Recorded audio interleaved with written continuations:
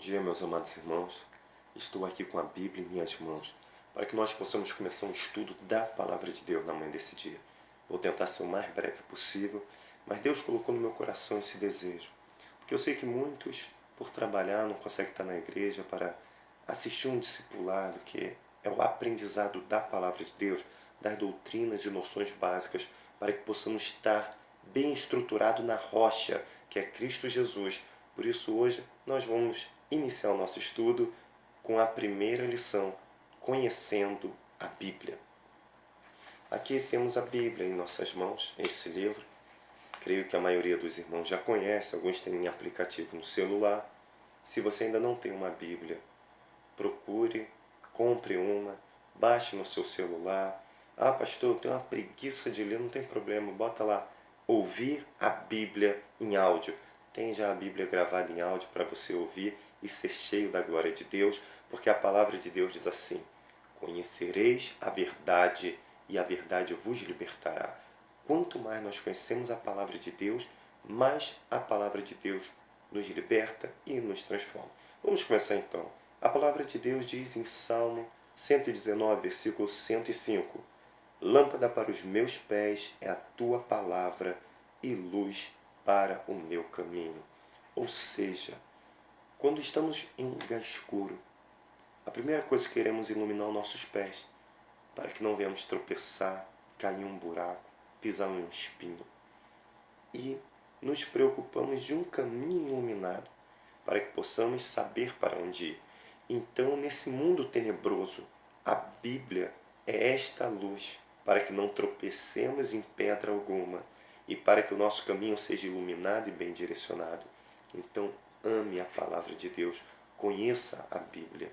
Se você ainda não leu a Bíblia, comece a ler aos poucos e você vai ver como Deus vai mudar a sua vida. Em primeiro lugar, irmãos, aqui está a Bíblia. De repente você ainda não tem uma em casa, não sabe como ler. Como que nós devemos começar a ler a Bíblia? Primeiro, pelo livro de Mateus, vamos até Judas, antes de Apocalipse. Depois voltamos para o Antigo Testamento, lemos desde Gênesis o Antigo Testamento inteiro até Malaquias. Depois voltamos e terminamos de ler em Apocalipse. Por que, pastor? Porque, irmãos, a Bíblia ela é dividida em Antigo Testamento, que nós vamos ter 39 livros, e o Novo Testamento, que nós vamos ter 27 livros. Isso porque são 66 livros ao todo. Por que eu devo começar, pastor, pelo Novo Testamento, depois ir para o Antigo? Porque o Novo Testamento, Paulo ele vai dizer que o Antigo Testamento ele foi sombra de tudo que se cumpriria em Cristo Jesus. Então o Antigo Testamento está cheio de rituais e práticas que já se cumpriram em Cristo Jesus. Se você começar a não tiver conhecimento nenhum da Bíblia e começar a ler pelo Antigo Testamento, você vai ver momentos de sacrifício de animais. E de repente você em casa vai começar a sacrificar animal achando que está adorando a Deus. São momentos que já se cumpriram e se concretizaram em Cristo Jesus. Então por isso nós começamos pelo Novo Testamento, aprendemos os cumprimentos da palavra, vamos até Judas, depois voltamos para o Antigo Testamento. Quando lemos o Antigo Testamento, poxa, agora entendi. Isso aqui simbolizava Cristo. Isso aqui já se cumpriu lá na frente. Isso aqui eu não faço mais dessa forma porque a profecia era uma profecia, um sinal, já se cumpriu. E depois que a gente lê toda a Bíblia, a gente vai para Apocalipse para entender as revelações de Deus para o futuro. Porque Apocalipse vai dizer da igreja arrebatada, do novo céu e da nova terra, da nova Jerusalém que desce do céu, da grande tribulação, vai dizer de como nos livrarmos desses tempos tenebrosos e sermos resgatados por Deus, uma vida com Deus e muitas outras coisas. Em outro momento a gente fala sobre Apocalipse. Vamos falar aqui para não tomarmos muito tempo e os irmãos poderem aprender a palavra do Senhor. Irmão, nós temos que amar a Bíblia. De repente você está dizendo assim, eu não acredito na Bíblia, ou eu não consigo entender a Bíblia. Eu te dou um grande conselho se você não acredita. Comece a ler. Questione esse livro para você saber se ele tem realmente algo que importe para a sua vida. Eu vou dizer que muitos como você que não acreditavam na Bíblia, homens como Augusto Cury, outros cientistas começaram a interpelar a Bíblia para tentar ver as suas controvérsias e tentar desacreditar a verdade, a veracidade desse livro. E no final dessa obra, eles só conseguiram fazer uma coisa: levantar as suas mãos e se render ao Senhor Jesus, porque viram a veracidade deste livro. Quanto mais você lê a Bíblia, mais a sua fé é edificada, porque ela está cheia de fatos e um conjunto de relatos que faz com que você creia cada vez mais e a nossa fé venha a ser edificada. Então vamos lá. Como que é a Bíblia, pastor? No início da Bíblia, nós temos aqui um índice. Você pode acompanhar aqui pelo índice. Você pode ver o índice aqui, acompanhar um livro, ver a página, escolher qual livro que você quer ler. A Bíblia, ela é formada por subtítulos, que diz qual é o nome do livro. Ela tem os capítulos, que são esses números grandes. E tem também os versículos, que são esses números menores. Então você vai ler a Bíblia, você vai abrir um livro, um capítulo e um versículo, como nós lemos aqui, Salmo, capítulo 105, capítulo 119, versículo 105. Pastor, como que a Bíblia ela foi escrita? Irmãos, a Bíblia ela não se ocupa de explicar todas as coisas da vida.